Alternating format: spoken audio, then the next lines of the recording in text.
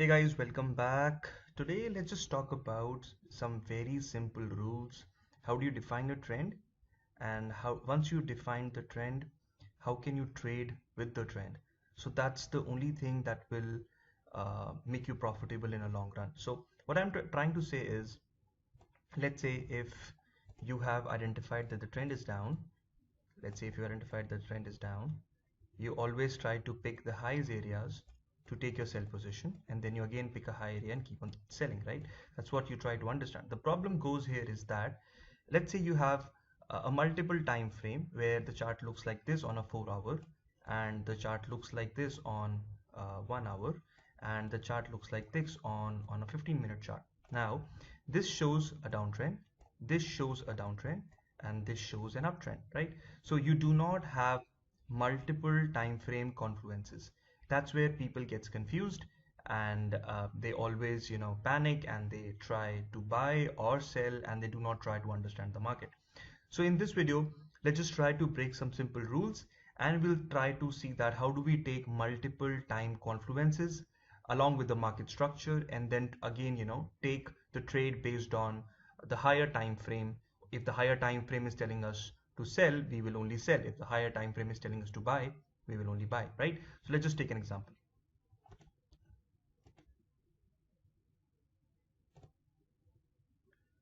Right, so let's say this is a 4 hour chart where price is going like this, and now price is coming to an area where it is just bouncing and creating a support.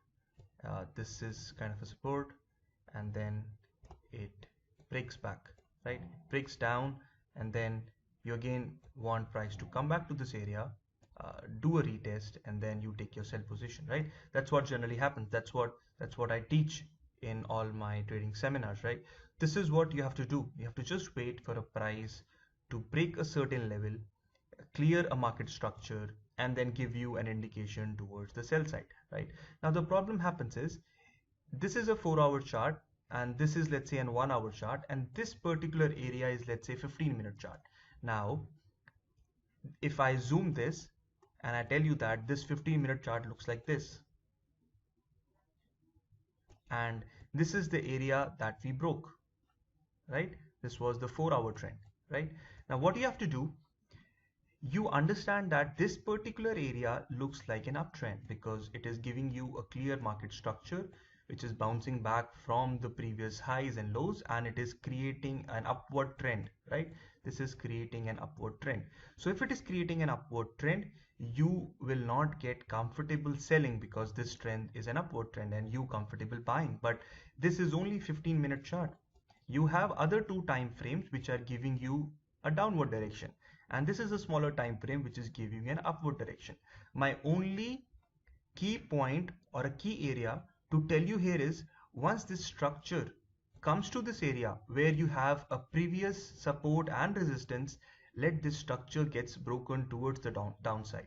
Let the market starts to give you this structure, so that you know that 15-minute structure is also coming in a downtrend.